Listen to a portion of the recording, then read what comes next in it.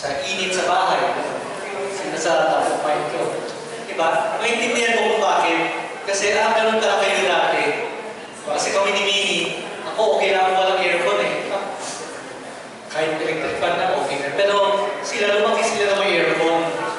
Madala sa aircon. Kaya para sa akin, mas importante sa akin magtipid ng kuryente. Ba't naintindihan ko kung saan siya nagagalit? So, okay lang po aircon sa bahay. Distress. Ito naman yung these are things where merong mga unresolved pain na meron kang hurt dati na hanggang ngayon hindi pa rin na-address yun. So, it's important that you talk about it and you resolve it na kayong mag-asawa. So, dapat mailabas. Diba? Kasi kung hindi napansin nyo, mapapansin nyo to eh. Pag naging irritable yung isa sa inyo, meron niyang usually nag-trigger. And usually yung nag-trigger na yun, it could be burdens or unresolved pains from the past. Diba? Na masyado mo hindi yung ulo mo pagdating sa ganito. So, may example ba?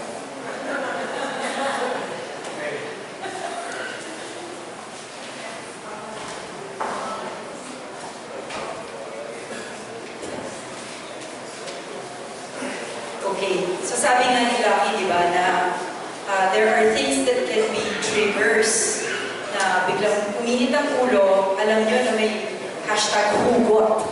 Di ba? Meron talagang pinaghuhugutan. So, for some of us, especially like doing this exercise, and in the past when we have conducted this seminar, meron talagang mga lumalabas na mga childhood pain. Meron mga nare-realize nila na they went through something in their past that really has caused a lot of pain that they have brought into their marriage. So how do we deal with that? Healing childhood pain. The first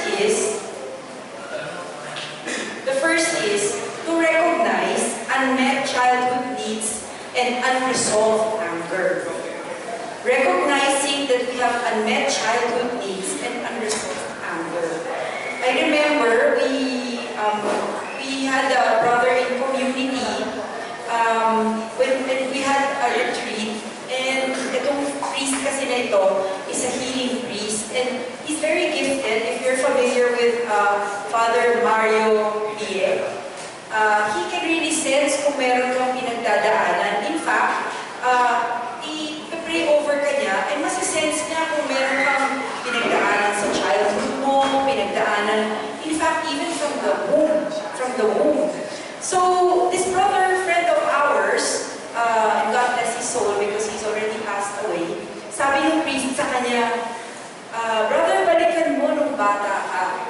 Ano ang pinagdaanan mo nung bata ka? And when he really recollected his past, he realized that he had a lot of unresolved, unmet needs and unresolved conflict in him. And that's why he was getting irritable. He would have outbursts right there. Kasi nung bata daw siya, he would recall na nung may sakit siya, it was not the parents who was taking care of him, but instead, yung helper. And even nung graduation niya, he was saying na naalala daw niya going to his graduation by himself. So talagang medyo malalim talaga yung pinagdaanan niya. And during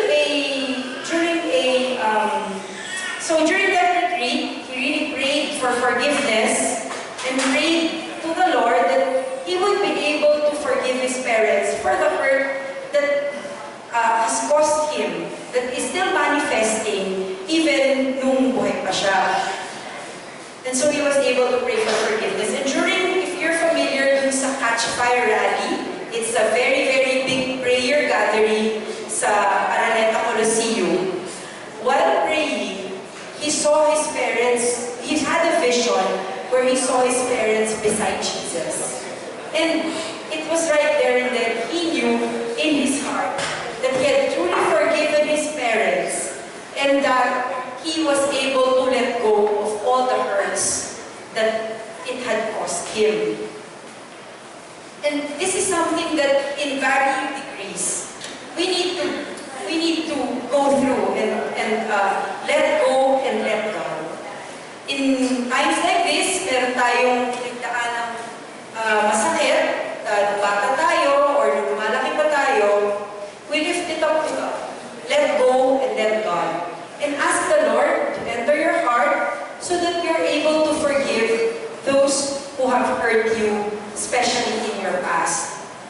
Meron pang isa akong kwento. Meron kaming isang kaibigan na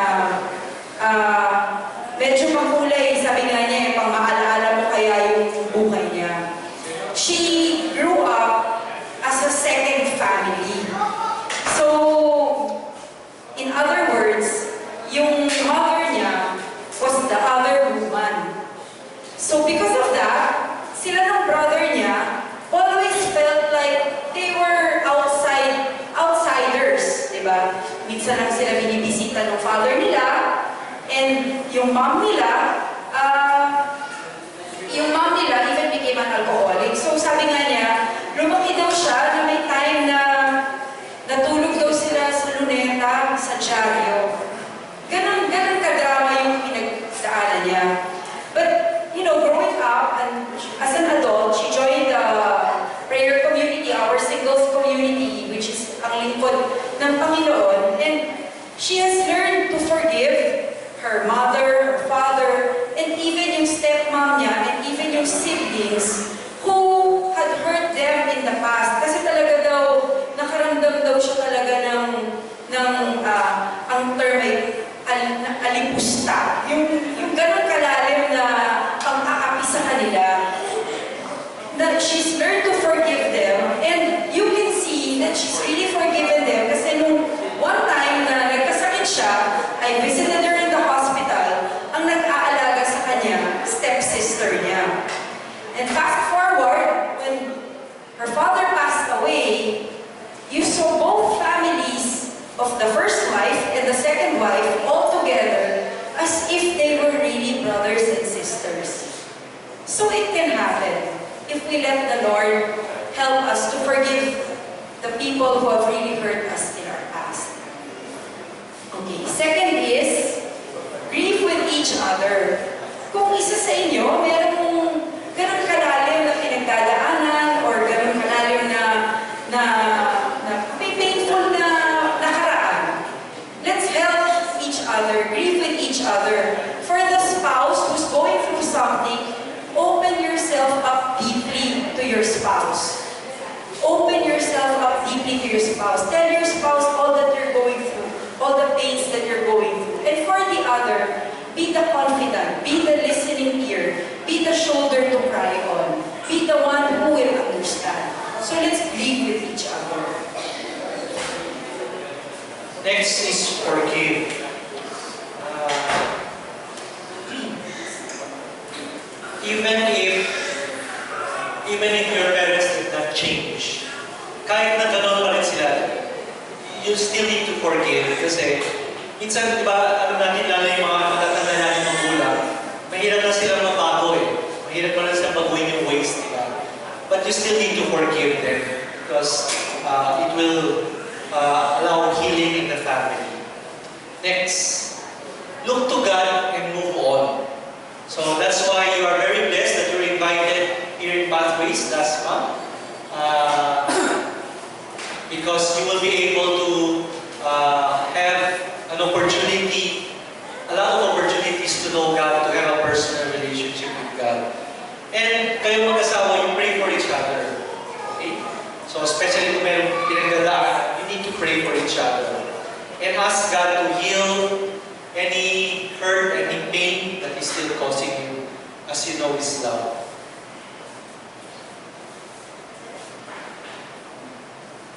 And then itong next is, do not make it as an excuse na hindi nyo gagawin ito para sa magulang nyo kasi ganun naman sila sa akin dati eh.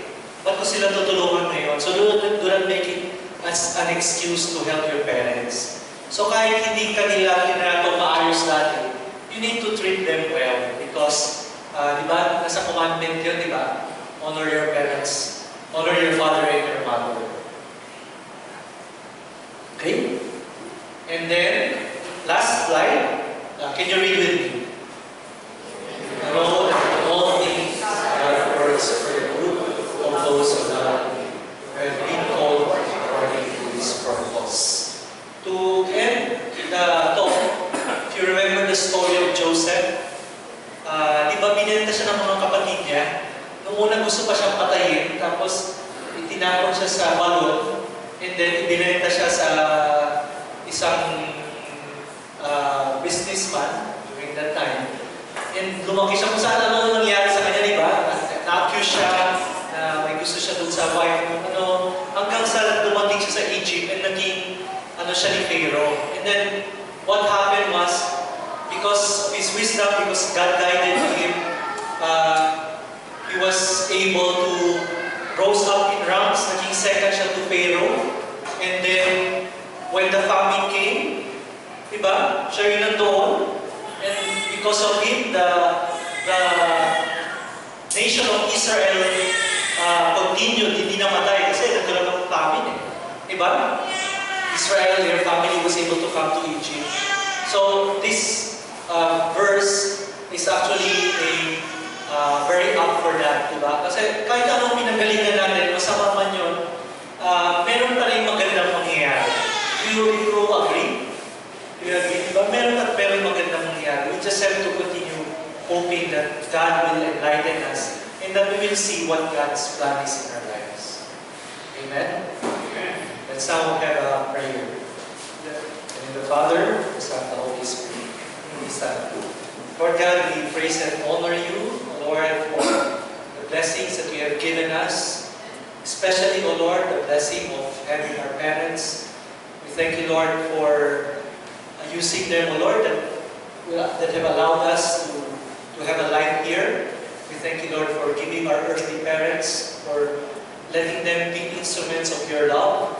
And we pray, O Lord, that any hurts and pains that may still be there, we pray, O Lord, that by your grace, O Lord, we will be able to receive this healing and that we will be able to resolve conflicts in the family. We know, O Lord, that you mean all things, O Lord, for good. We know, O Lord, that you love us, you love our parents. And so, Lord, we just entrust them to you, entrust our relationship with them. We pray, O Lord, that we will be able to love them more, and we will be able to be at the same time be better husband and wives to each other. We ask this to Jesus Christ, our Lord and Savior. Amen. Father, the Son, and the Holy Spirit. Amen. Thank you.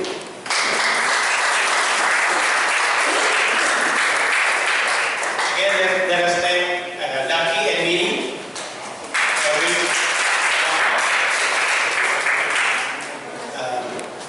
Sarap ba ng pizza? Courtesy of Bob. Our next speaker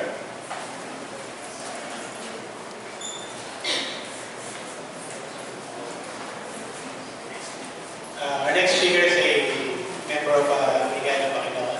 They've been married for 24 years and they have 3 sons, all boys. 3 sons, ang lalaki na nila. And let us welcome Joey and Didith Jacob.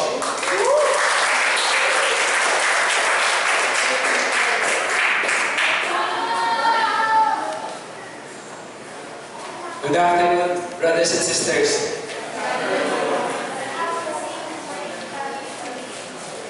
Pansin niyo yung ilong ko, may gas-gas. Kasi ang talk natin is about conflict. So I make sure, kaninang umaga, ito hindi talaga nangyari sa inyo. Sinapang I was playing basketball this morning. This afternoon, we will talk about resolving conflict. As Edgar said, we have been married for 24 years. Next year is our silver wedding anniversary, and we're all invited to the Sakuraman Hall. This is our family. This is Pablo, he's 23 years old. Next month, he will enter medical school. Title niya kasi si dito sa Pilaya. Second is Louis is 21. studying in Lasal as a, of course naman natin, ngayon. Tapos yung bunso is, John is 12 years old, they're in high school. Hopefully, whatever we learn throughout the years about marriage, we'll be able to share with you.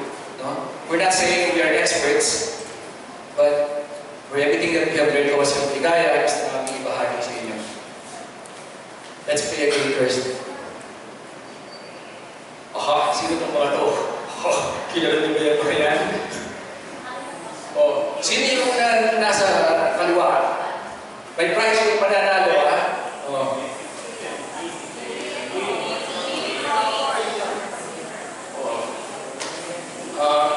Bo Manuel and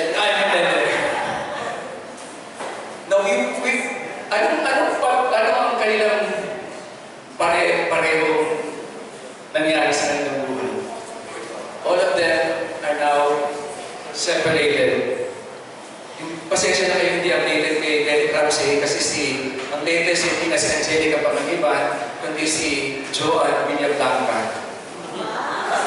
Dated kami kasi kami ba, kita ni Didith yan sa Alabang Hills. We do not want to emphasize the separation of this couple. But it is a reality that when a couple does not know how to handle conflicts, yan ang nangyayari. Ha? Ana? Okay? Okay, make sure. You know, it is normal for a couple to have disagreements from time to time. Huwag lang dati. Conflicts in itself are not bad. Conflicts and arguments do not necessarily mean that matatapos yung kanilang relasyon.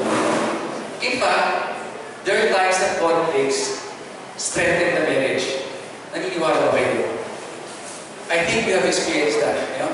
Sometimes, pag nagkagalit kayo, tapos nagkaayusan kayo, mas maganda pa ang nangyayari. No?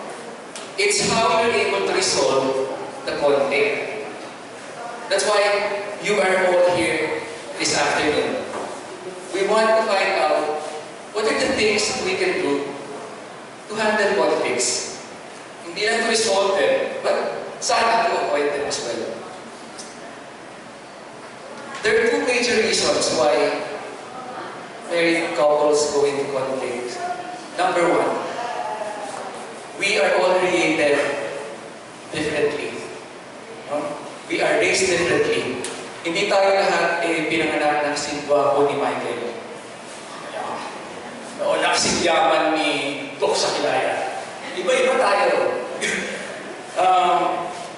Second, we are all self-centered. And when you come together as a couple, hindi ka sanay na mag-adjust sa sariling preferences ng iyong asawa. Sanay ka na matagal na dalaga at binata.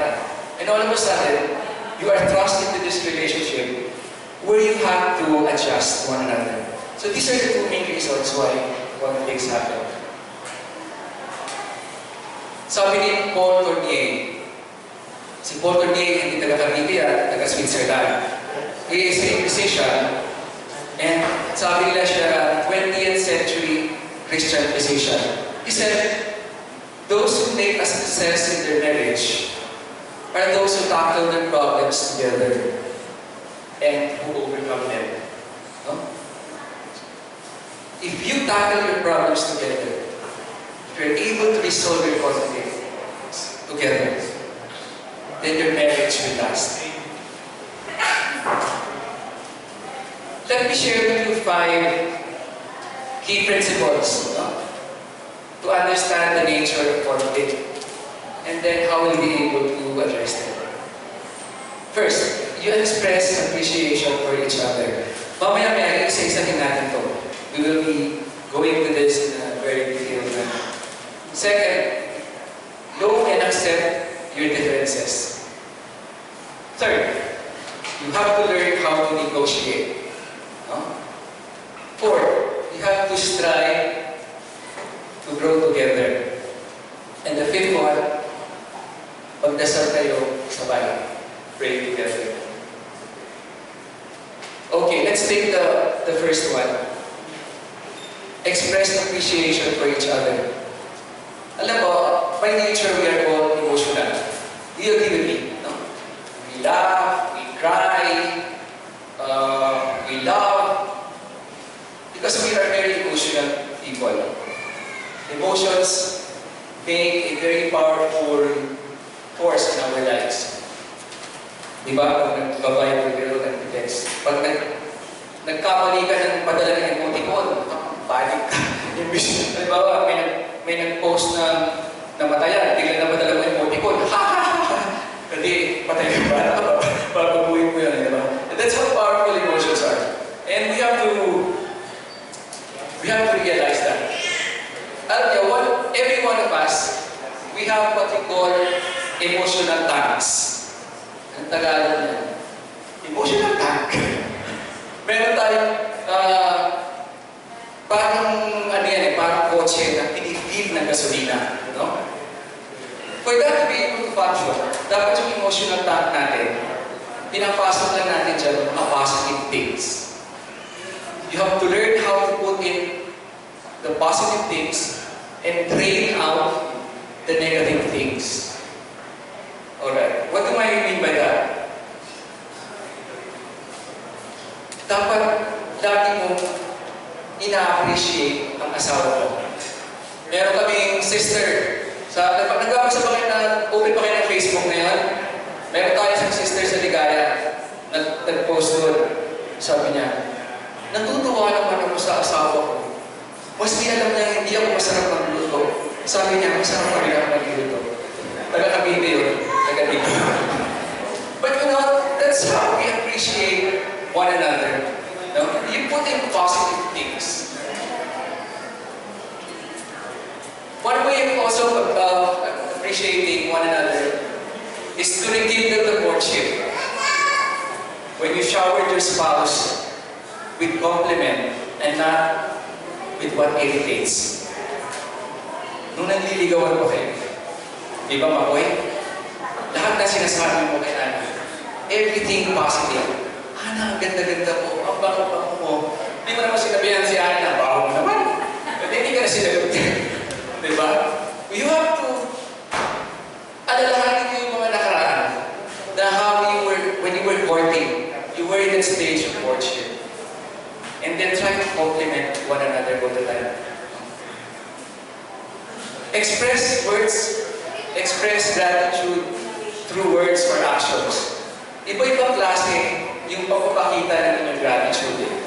Meron yung mga patikalo sa kanilang mga asawa. Diba? They give gifts. Simple gifts lang naman.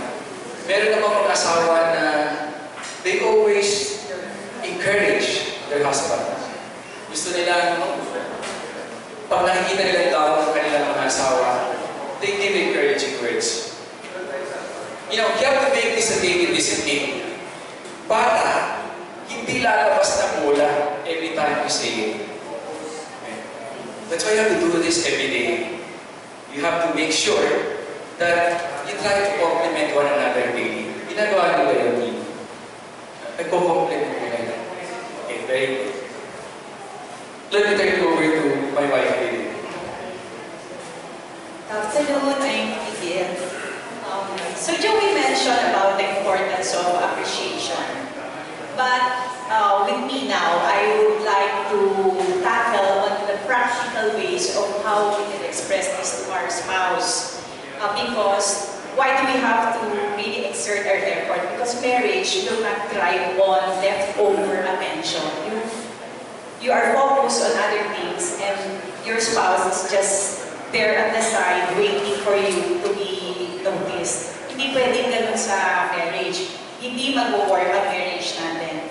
So meron sinasabi na 4 hormones that can make us happy.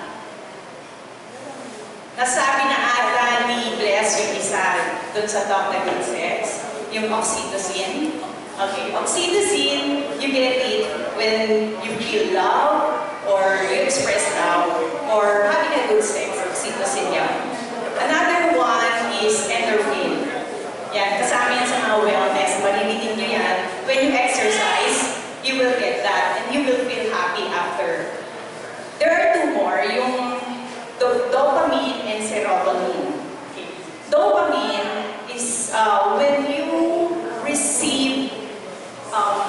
appreciation from another person. Ibig sabihin kayo yung recipient.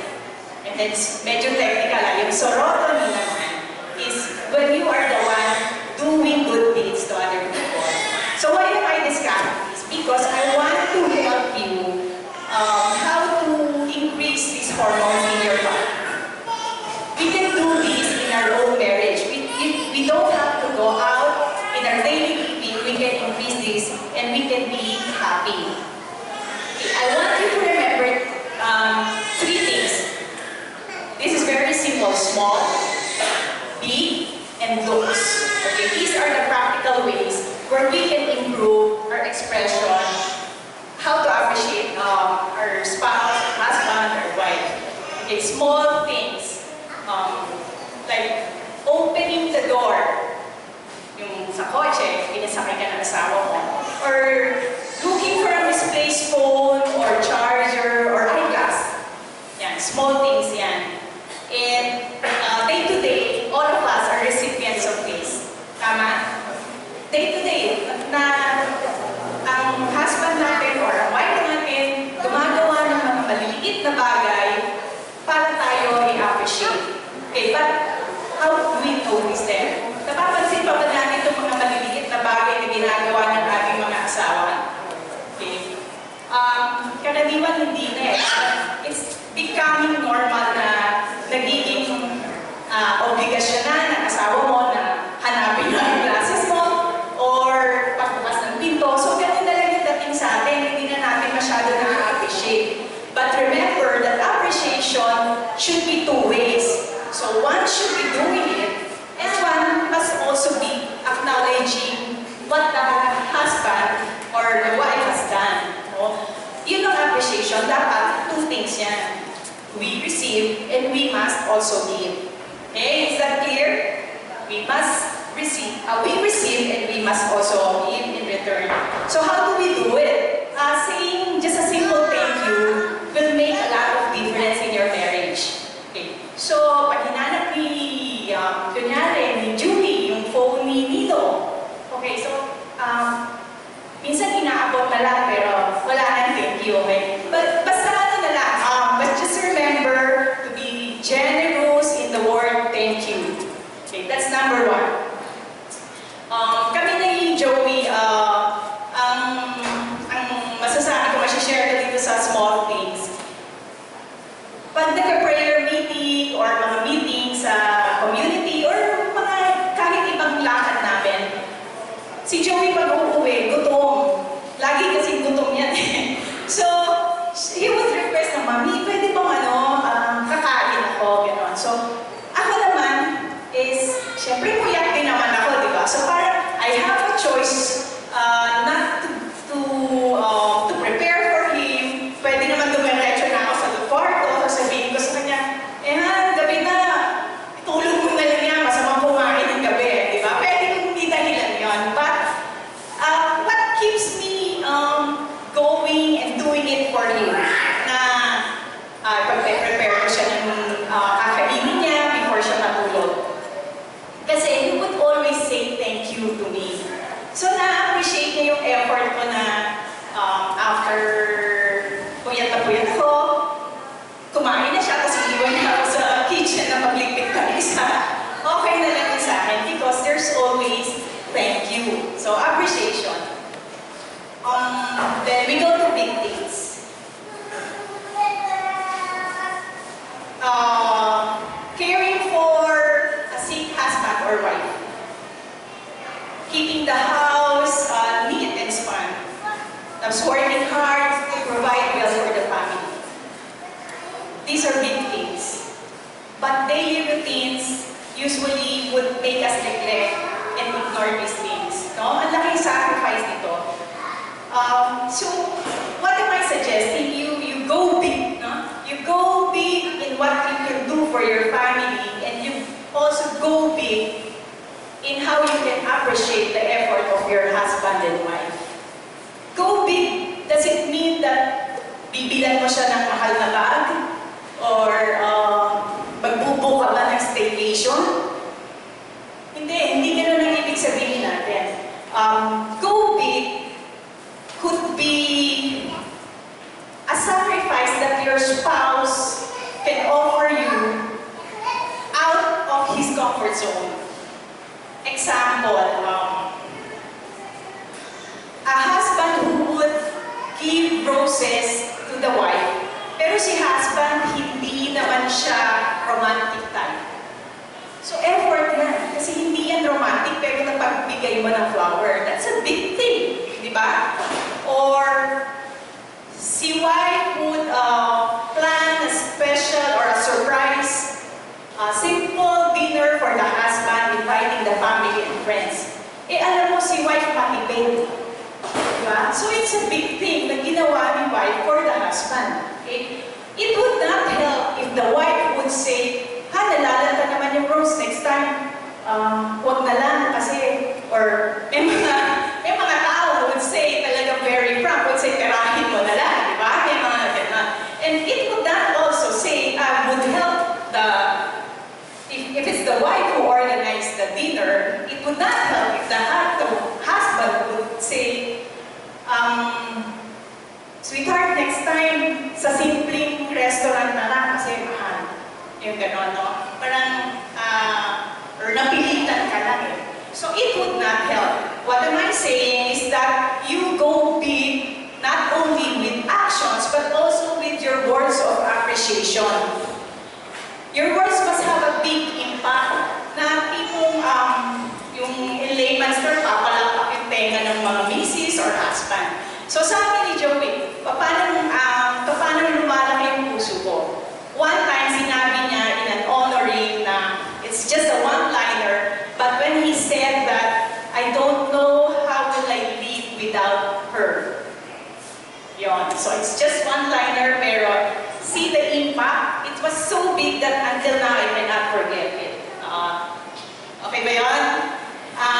So, ganun din. Mga husband, umisip na kayo ng mga punchline mo, for the wife. Ang bakit? So, ano yung third? Diba I said it's small, second is big, third is the looks. I would address this to the husband, okay? Be the first one to recognize or be generous to the efforts that your wife is exerting to improve their looks. Okay, be generous to your wife. Let it flow. Your generous words, let it flow. We must understand the biological changes in the body of your wives. Okay? Dati, 24 ang waistline. So, ngayon, baka 31 na. Okay, ako yun. So, ganon. Saying to your wife that ang tapa mo na will not help. Okay? I'm not saying na lokohin mo yung wife mo na ang sexy mo pa rin, ang ganda mo pa rin. You know, you can be honest, but you can be careful. And truth kasi hurts, eh, no? Especially when it's the husband saying these truthful comments to the wife. Ang sakit nun. Kasi, well, kami ni Joey, may mga ganyan kaming scenario. We're saying that we're not perfect. Dumaan din kami sa mga gantong challenges and conflicts. I received that comments a lot of times before. It really hurts, no? But what I'm saying is that the husband can be careful, no? Worse also, if the spouse compares the other one to another person, especially to the mother-in-law or the father-in-law. Ouch yan, ang sakit niyan, no? Insecurity can be a source of disappointment. Okay? Dati kami ni Joey, when we were new, isa kasi sa difference kasi namin ni Joey is very prompt when it comes to time. Ako yung laid back eh.